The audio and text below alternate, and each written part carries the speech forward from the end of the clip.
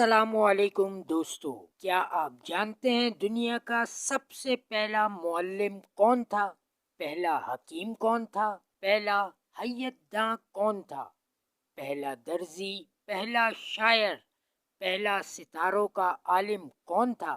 یقیناً یہ سب جاننے کے لیے آپ ضرور بے قرار ہوں گے، لیکن اس سے پہلے کہ میں آپ کو یہ سب بتاؤں، آپ اس دلچسپ اور معلوماتی ویڈیو کو پورا ضرور دیکھیں اور ویڈیو کو لائک کرنا مت بھولیں، اور نئے آنے والے دوست ہمارے چینل کو سبسکرائب کر کے بیل آئیکن کا بٹن دبانا مت بھولیں۔ تو آئیے چلتے ہیں اپنی ویڈیو کی جانب۔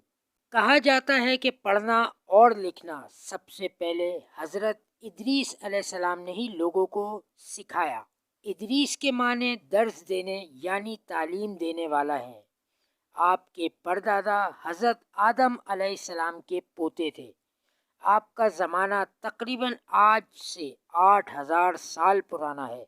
حضرت ادریس مصر کے قدیم شہر منف میں پیدا ہوئے، جو کہ آج قاہرہ سے 50 کلومیٹر شمال میں ہے۔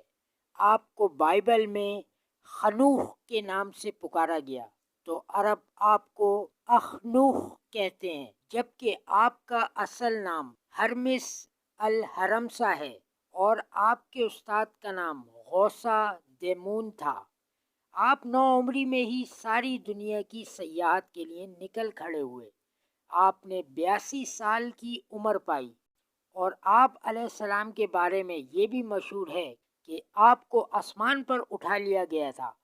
آپ نے حضرت آدم علیہ السلام اور حضرت سیس علیہ السلام کی تعلیم کو ہی آگے بڑھایا۔ آپ ہی کے زمانے میں مشہور فرشتوں ہاروت اور ماروت کا واقعہ بھی پیش آیا، جس کے بارے میں ہم ایک الگ ویڈیو بنائیں گے۔ عبادت گاہیں سب سے پہلے آپ ہی نے بنوائیں، سب سے پہلے کپڑے سی کر آپ ہی نے پہنے۔